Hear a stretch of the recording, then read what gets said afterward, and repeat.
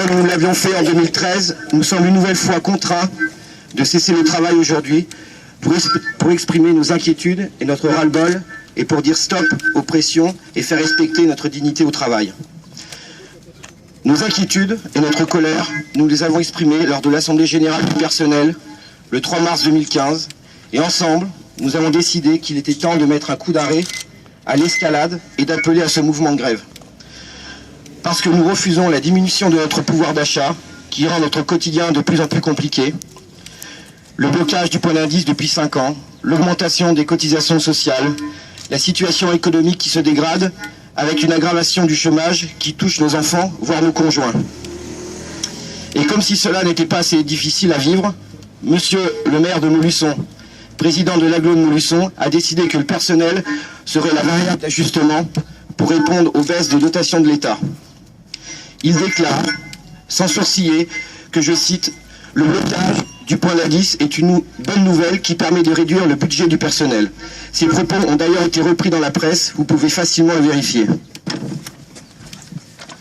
Réduire le budget personnel à tout prix, quelles qu'en soient les conséquences pour les agents, c'est l'unique logique. Cela se traduit par la mutualisation des services au pas de charge et sans concertation, des avancements de grade et d'échelons qui sont aujourd'hui le seul moyen de voir améliorer nos salaires réduits au minimum.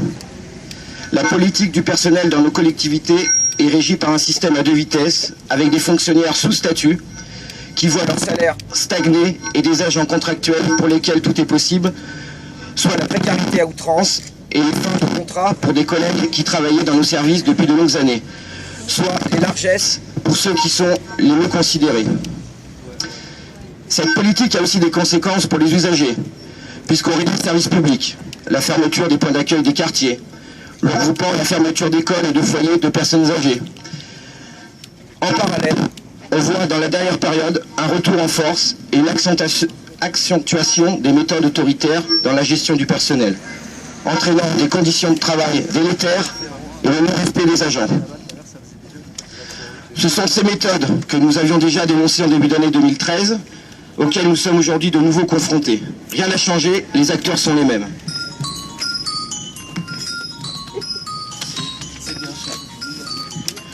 Les mesures d'intimidation se multiplient. Menaces de sanctions envers des collègues sous prétexte de bavardage dans le hall de la cité, alors qu'elle saluait à la veille d'un week-end de vacances. La provocation de la part d'un chef de service qui dérobe la caisse à outils d'un agent dans un véhicule à proximité d'un chantier, afin de motiver une sanction pour non-respect des procédures de sécurité. Les reproches et menaces à l'encontre d'agents qui apportaient leur aide à des citoyens sur la voie publique. La remise en cause, voire le refus des renouvellements de temps partiel qui n'ont jamais posé problème majeur jusqu'à aujourd'hui. Ces faits s'accompagnent d'une généralisation de pression au quotidien visant à détériorer la vie dans la collectivité et les rapports entre les collègues. Nous avons, depuis notre appel à la grève pour aujourd'hui, vécu des pressions sur les agents qui voulaient se déclarer grévistes, notamment dans les écoles. Par ailleurs, nos collègues accidentés en Inde se voient aujourd'hui refuser la prise en charge des heures nécessaires aux expertises et aux examens médicaux. Pourtant, M. Dugliery s'était fait écho dans la presse de son soutien sans faille aux victimes.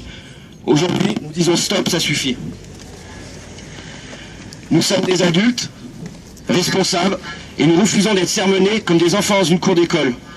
Nous demandons le respect qui nous est dû. Il s'agit aujourd'hui de défendre notre dignité.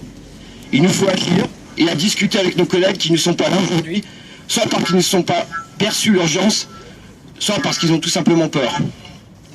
Nous devons dire haut et fort que nous ne laisserons pas faire, car en plus, on ne courbera pas les chines.